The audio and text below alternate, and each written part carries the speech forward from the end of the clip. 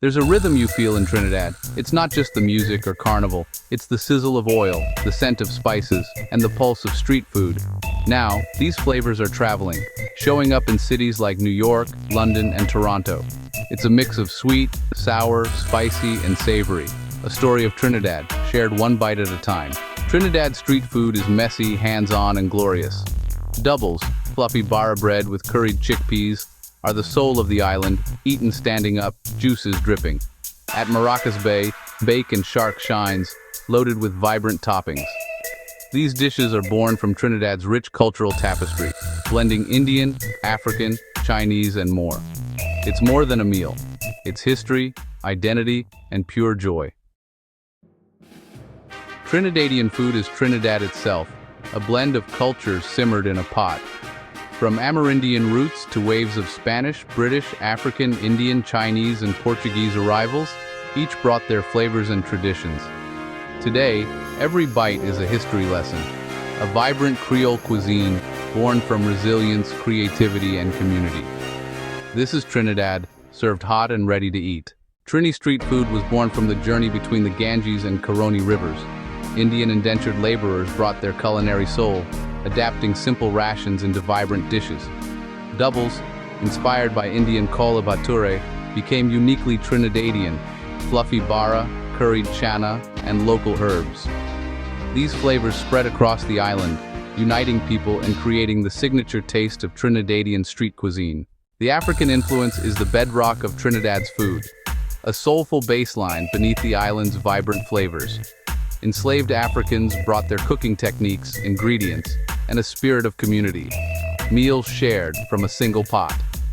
Dishes like sancoche, oil down, and callaloo blend West African roots with Caribbean flavors, telling a story of resilience and unity. It's the African heartbeat that gives Trinidadian food its rhythm, depth, and soul. If Trinidadian street food were a kingdom, doubles would be king, a daily ritual and cultural institution. The vendors' hands move with practiced grace, assembling soft bara and savory chana in seconds. Sweet tamarind, sharp shadow beni, and fiery pepper sauce make each bite a flavorful masterpiece. Doubles is Trinidad's great equalizer, enjoyed by everyone, anytime, and always with pride. Bacon shark is the ruler of Trinidad's coastline, a must-try at Maracas Bay. Legendary shacks line the sand, serving this iconic sandwich. Crispy fish tucked in golden baked bread, loaded with vibrant toppings and sauces. It's messy, delicious, and pure Trinidad, best enjoyed with sand between your toes. Beyond doubles and bacon shark, Trinidad's street food scene shines with stars like folery, aloo pie, and corn soup. Folery, fluffy, fried, and dipped in tangy chutney, is a must-try snack. Aloo pie, stuffed with spiced potato, is pure comfort, especially with chutney or curried chana. And late at night, nothing beats a hearty cup of corn soup, Trinidad's ultimate comfort food. Great food travels, but it doesn't just appear by magic, it's carried in suitcases, memories, and hearts.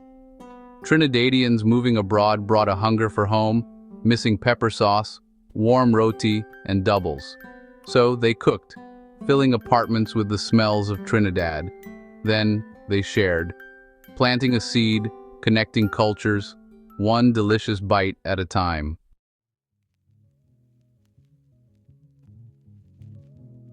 The demand grew beyond friendly get-togethers. The Trini diaspora was hungry, and so were their curious new friends. The first businesses weren't flashy restaurants. They were underground operations, run out of home kitchens and advertised by word of mouth. Someone would be known as the roti lady or the doubles man. You'd call a number, place your order, and pick it up from a house in a quiet suburban neighborhood. It felt secret, special. You were getting the real thing, made with love by someone who knew what they were doing. It was a taste of home, a lifeline for a community far from its roots. Then came the food trucks. This was the game changer. The food truck was the perfect vehicle, both literally and figuratively, to bring Trini street food to the masses. It was mobile, it was relatively low cost to start, and it perfectly mirrored the casual, on-the-go nature of the cuisine itself. Suddenly, the flavors weren't hidden away in residential kitchens anymore. They were rolling into downtown business districts, parking at music festivals and setting up shop at bustling city markets. The bright, colorful trucks became moving billboards for a culture and its cuisine, drawing in crowds with irresistible smells and vibrant energy. These food truck pioneers were entrepreneurs fueled by passion. They were often second-generation immigrants, kids who grew up eating their parents' cooking and saw an opportunity. They understood both the Trinidadian traditions and the modern urban food scene. They designed eye-catching logos, built a following on social media, and served up authentic flavors with a bit of modern marketing savvy.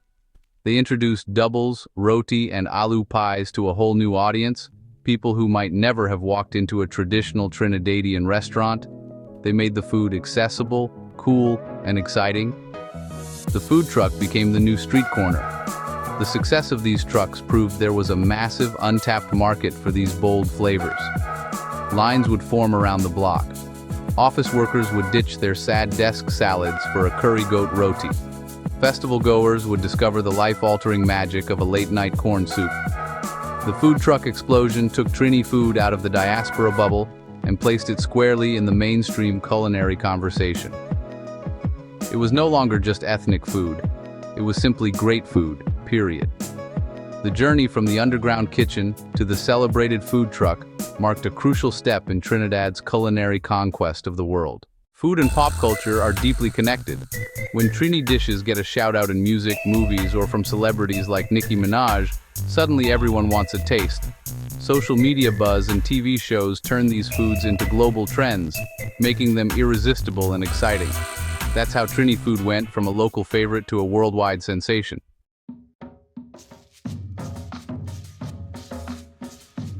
The global spread of Trini food followed migration, creating vibrant culinary hubs in cities like New York, Toronto, and London.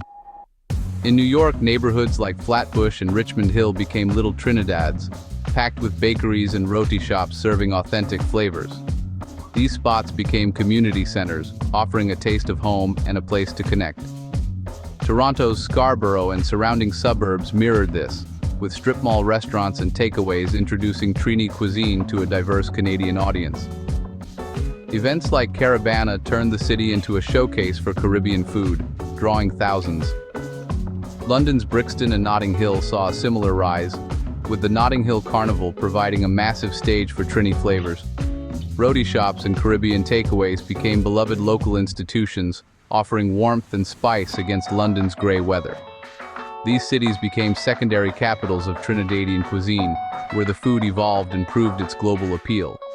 Chefs and vendors in these hubs balanced authenticity with innovation, introducing Trini food to new audiences. They built the foundation, restaurants, trucks, takeaways, that moved Trini food from diaspora comfort to global contender. The journey wasn't just about food, it was about community, identity, and pride.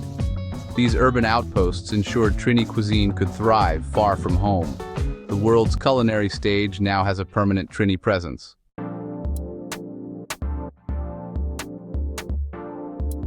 Trini food has always been fusion.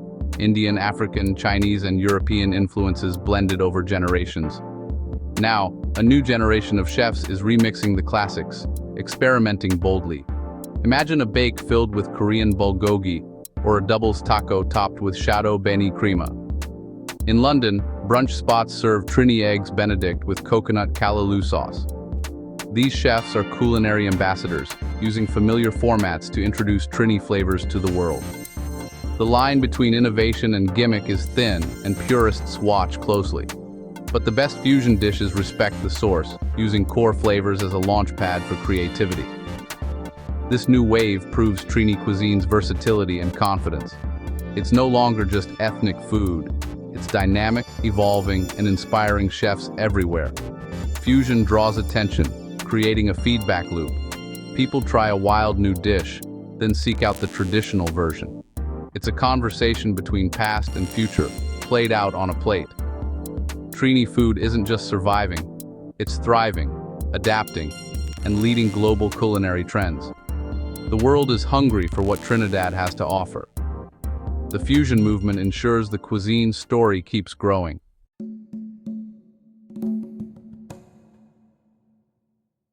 When celebrity chefs spotlight a cuisine, the world pays attention. Trini food, once a local treasure, gained global legitimacy as Michelin-starred chefs and TV personalities raved about it. Their endorsements elevated street food to fine dining, inspiring chefs to study and reinterpret Trini flavors. Suddenly, dishes like bacon shark appeared on tasting menus, and pepper sauce became a gourmet ingredient. This recognition changed perceptions. Trini food was no longer just a street snack, but a cuisine with depth and technique. It inspired Trinidadian chefs to take pride in their heritage and push creative boundaries. The entire food ecosystem benefited, from humble vendors to ambitious restaurateurs. Celebrity attention also fueled culinary tourism, drawing food lovers to Trinidad in search of authentic experiences. Travelers sought out the best doubles, Maracas Bay's bacon shark, and the flavors they'd seen on TV. This influx supported local vendors and brought new energy to the scene. The celebrity chef effect turned Trini food into a global culinary destination. The world's best now celebrate what Trinidadians have always known: their food is world-class. The spotlight ensures the cuisine's legacy endures.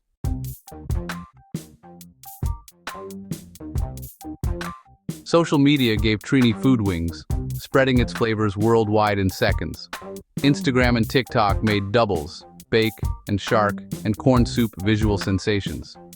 A single photo or video could spark global cravings, reaching audiences far beyond the islands. Influencers and bloggers became the new food critics, spotlighting hidden gems in family-run shops. Their enthusiastic posts brought crowds and recognition to small businesses overnight. Short, dynamic videos showcased the craft and joy behind every dish, making the food look irresistible and fun. Hashtags like Raw, Trini Food, and Raw Doubles connected a global community of fans and cooks. Home chefs in distant countries learned techniques straight from Trinidadian vendors. The digital boom democratized food media, giving everyone a voice and a platform.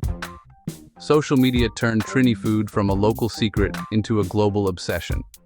The cuisine became a permanent fixture in the world's food conversation. Every post, every video kept the sizzle alive. Trini food's digital journey is just beginning.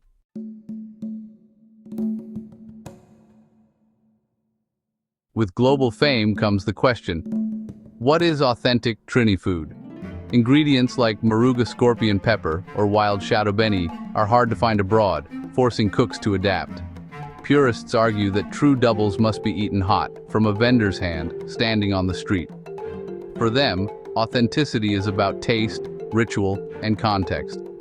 Innovators see adaptation as survival, using local ingredients while preserving core flavors. They believe culture must evolve, or risk fading into obscurity. The debate isn't just about recipes, it's about identity and memory.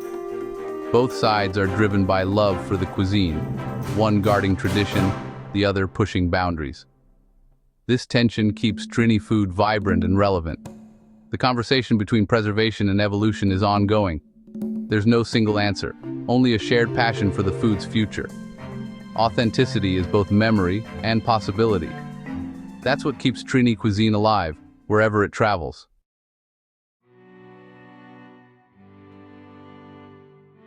Global demand brings challenges for Trini food. Sourcing key ingredients becomes harder and more expensive, sometimes even in Trinidad itself. Staples risk turning into luxury items, making them less accessible to locals. Cultural appropriation is another concern. Outsiders may profit from watered-down versions, erasing the cuisine's roots. The story and soul behind each dish can be lost in translation. Vendors face new pressures, long lines, high expectations, and the shift from community hub to tourist attraction. As restaurants formalize the cuisine abroad, street vendors' skills risk being undervalued. Preserving the unwritten knowledge passed down through generations is crucial. Controlling the narrative is vital. Trinidadians must tell their own food story. The cuisine is more than a trend, it's the edible soul of a nation. The community must protect its heritage while sharing it with the world. The journey is ongoing, and the stakes are high. From the bustling streets of Port of Spain to Brooklyn's food trucks, Trinidadian street food connects people across the globe. What began as humble sustenance has become an international phenomenon, carried in the hearts of the diaspora. Its flavors, sweet, spicy, savory, awaken the senses and comfort the soul. Every bite is a celebration of diversity, a bridge between cultures, and a taste of Trinidad and Tobago's enduring story.